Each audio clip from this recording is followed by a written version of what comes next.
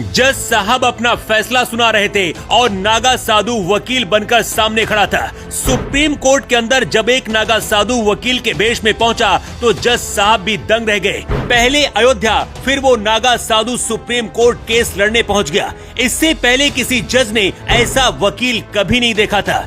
ये तो आपने भी सुना होगा कि किसी भी नागा की जुबान सच हो जाती है।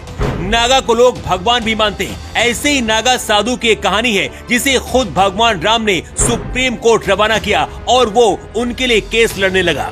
वो नागा साधु सुप्रीम कोर्ट जाता है तो काला कोट पहनता है और जब घर में आता है तो अपने शरीर में भस्म लगाकर सोता है। जिस नागा का लोग मजाक उड़ाते थे उसने कानून की पढ़ाई करके पूरे देश को हिला दिया। क्या उस नागा साधु को खुद भगवान राम ने भेजा था? आखिर वो नागा पहले हनुमानगढ़ी और फिर श्री राम के लिए सुप्रीम कोर्ट कैसे पहुंचा? जिस नागा के शरीर में कपड़े भी नहीं होते, आखिर उसने वकील का काला कोट क्यों पहन लिया? जानकर आप हैरान रह जाएंगे। इस नागा साधु ने बाकायदा कानून की पहले पढ़ाई की, फिर रामलला का मुकदमा लड़ा। अब ये नागा साधु मथुरा की श्री कृष्ण जन्मभूमि विवाद के मुख्य याचिका करता है।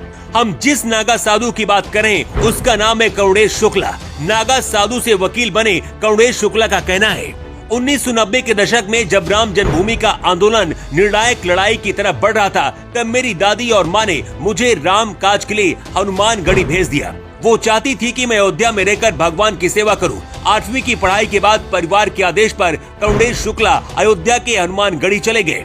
यहाँ महंत हरिहर दास पहलवान के आश्रम में रहकर पहलवानी सीखी और शिक्षा दीक्षा ली। यहीं पर रामचरितमानस, तमाम वेद पुराण का अध्ययन किया और फिर नागा साधु बन गए। नागा साधु से वकील बने करुणेश शुक्ला का कहना है कि मैंने सालों भगवान राम को जब टेंट में देखा था तो मेरी आंखों से आंसू निकल पड़े थे। अब जब सदियों की लड़ाई के बाद भगवान राम अपने मंदिर पर विराजे हैं तो ऐसा लगता है जैसे मेरी कानून की पढ़ाई सार्थक हो गई। कल्पेश का कहना कि भले ही मैं काले कोट वकील के पहनता हूँ, लेकिन अब भी मैं नागा साधु हूँ और इस नियम परंपरा का पालन अभी भी करता हूँ। सुप्रीम कोर्ट और हाई कोर्ट में वकालत करने वाले करुणेश शुक्ला मथुरा की श्री कृष्ण जन्मभूमि मामले में भी मुख्य याचिका करता है और कोर्ट में श्री कृष्ण जन्मभूमि की लड़ाई लड़ रहे हैं। उन्होंने संविधान से सेकुलर शब्द हटाने के लिए भी याचिका दायर की हुई है। मूल रूप से उत्तर प्रदेश के बस्ती के रहने वाले करुणेश शुक्ला की शुरुआती पढ़ाई लिखाई सरस्वती शिशु मंदिर से हुई। करुणेश शुक्ला का कहना है कि मेरे परिवार में शुरू से ही बहुत धार्मिक आध्यात्मिक माहौल था। मेरी दादी जब कल्पवास के लिए जाती थी तो मैं उनके साथ जरूर जाता था। दादी अक्सर अयोध्या और बनारस भी जाया करती थी। नागा साधु से वकील बने कल्पेश का कहना है कि जब अयोध्या से मेरी दादी लौटी थी तो उनके मन में कष्ट होता था कि भगवान टेंट में है। इसके बाद कल्पेश भी जब अयोध्या गए तो रामलला को देखकर उनकी आंखों से आंसू आ गए।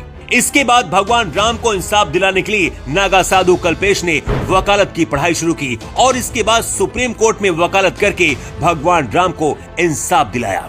ये नागा साधु जब अदालत में जाता है तो जज भी हैरान हो जाता है। क्या कोई नागा साधु इस तरह से वकील बन सकता है? अपने आप में बहुत हैरान करने वाला है।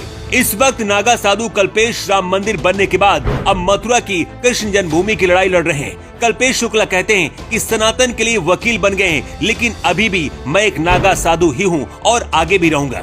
इस वक्त नागा साधु कल्पेश की हर जगह चर्चा हो रही है और पूरी दुनिया इनके बारे में जानना चाहती है। भारत और सनातन के लड़ने वाले नागा साधु से बने वकील कल्पेश को लेकर आप क्या कहना चाहेंगे? अपनी राय कमेंट बॉक्स पर लिखकर आप जरूर दें। Bureau report.